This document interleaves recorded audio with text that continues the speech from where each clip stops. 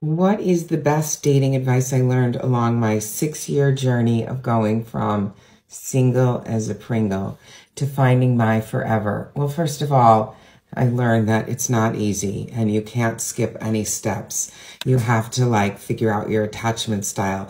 You have to practice self-love every day. You have to do affirmations. You have to write dear soulmate letters, and you have to get out there. I was a serial dater. One of the best things I did to try to alleviate some of my anxious attachment style was to go on 2 to 3 dates a week, every single week. So if some guy didn't call me back, I was like, who was that again? Or if they hit me up a couple weeks later, like, hey, beautiful, what's up? I didn't even remember who they were.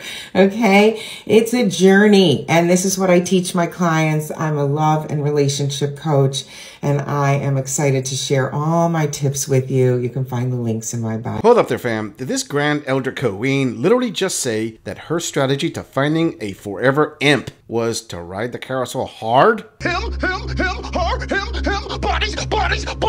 bodies. I didn't even make that up. Holy roast beef energy, Batman. That sounds like a lot of... Well, you dumb gorilla, if it worked, it is honestly the right thing to do. You know what? I'll give you that, considering she is no spring chicken, and she probably already had more mileage than a transit city bus. At that point, giving imps a full fluid drain until one decides to keep her on full time was probably her best play. I would not recommend that for younger women, pre-wall smashing age to be exact. Hey, as the saying goes, if it sounds stupid, but it works, then it isn't stupid. Moving on!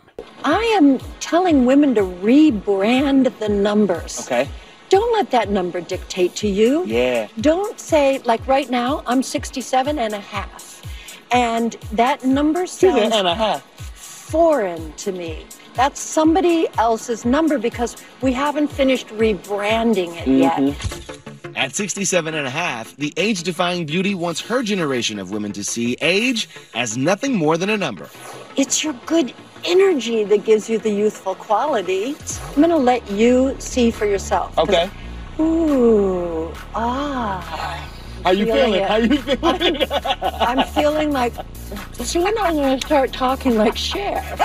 Fam, first of all, Christy Brinkley has lived a life 99.999% of women can only dream of. Secondly, her message is basically just another attempt to convince women to ignore the reality of the wall. I do recognize she is genetically gifted, but she also smashed into the undefeated wall, fam. I am no medical expert, but tell me she hasn't had any surgical work done. No need, fam. A quick search showed she got touch-up work. You are just being a block-headed, loudmouth gorilla. Any man would be extremely lucky to end up with a supermodel like her. Oh, really? Well, unfortunately, men and the wall disagree. In fact, this supermodel's ex-husband, Peter Cook, got with a 21-year-old woman. That is how undefeated the wall is. No matter how much you may want to deny it, the wall takes no prisoners. Moving on.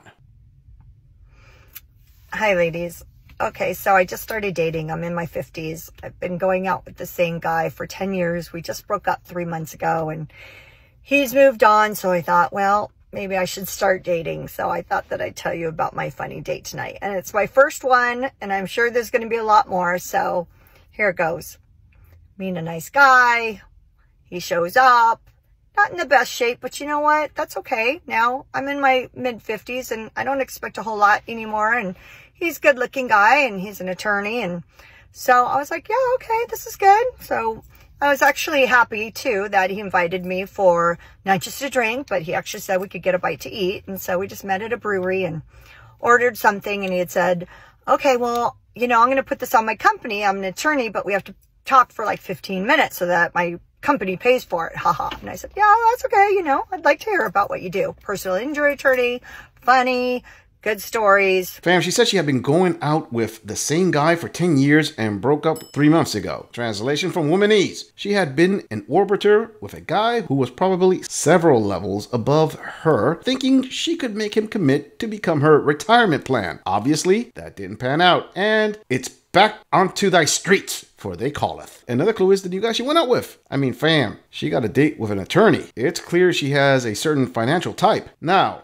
I'm not saying she gives off side chick vibes. I am saying it's just a bit sus for a woman her age to date higher earning men without accepting the distinct possibility she may have to share him with other women. Hey, it's not unheard of to see dozens of mice all wanting to take a bite out of the same block of cheese. 40 minutes later, he's like, okay, so, are you on a lot of the apps? And I'm like, nope, I'm just on this one. And he goes, oh, well, I'm like on 4.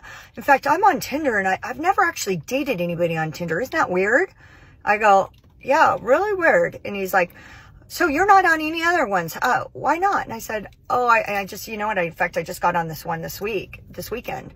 And he's like, oh, he goes, yeah, well, I'm dating this other person right now. And I don't know. She seems like she might be like a hardcore Trump person. And all of a sudden she started talking about like the pronouns, you know, like he, she, they. I don't know. I can just kind of see this down the line, like maybe us having more debates. And I'm not really sure if she's going to turn into one of those crazy people. And that man was so rude asking those out of place questions. Rude? Or was he trying to get some intel on her? If she is on a bunch of apps, it will let him know she is a serial dater. Also, I think he had already categorized her as a side chick since he mentioned he was dating someone else. Either that or the guy thought it would spark some jealousy in her, trying to make himself more attractive. That is completely disgusting and small d energy. You can say that, or you can also argue it shows the abundance mindset he has. And he is showing she can be replaced easily, like in any sport. Just because you are part of the starting lineup doesn't mean you can't be benched.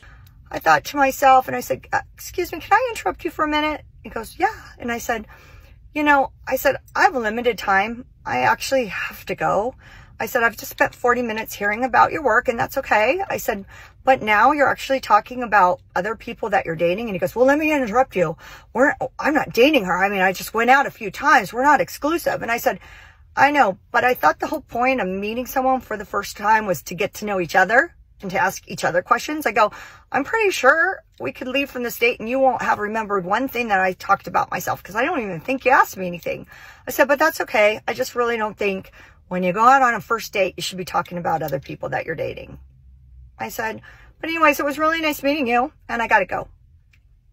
Yeah, I'm going to say there are side chick vibes at play. Maybe. This is just a read, and I can be completely wrong, but a woman who has never been treated as second string by a man usually goes on a rant of, how dare he treat me that way? But this queen was in control. She read his intentions clearly and calmly walked away. Kind of like a person who is experienced in being treated that way, don't you think? On the bright side, I give her credit for being a cool customer. Other women need to learn a few things about self-control like she has. Either that or accept an open spot on an HVM's roster. I'm just saying, if you enjoy this audit, click on the video in the end screen for more content. If you would like to support the channel, please follow the link in the description to donate to our beer fund. Or like, subscribe, and share this video on other social media platforms. If you agree or disagree with anything about this audit, please let us know in the comments. I'm going to leave this audit right here. I'll see all of you in the next episode.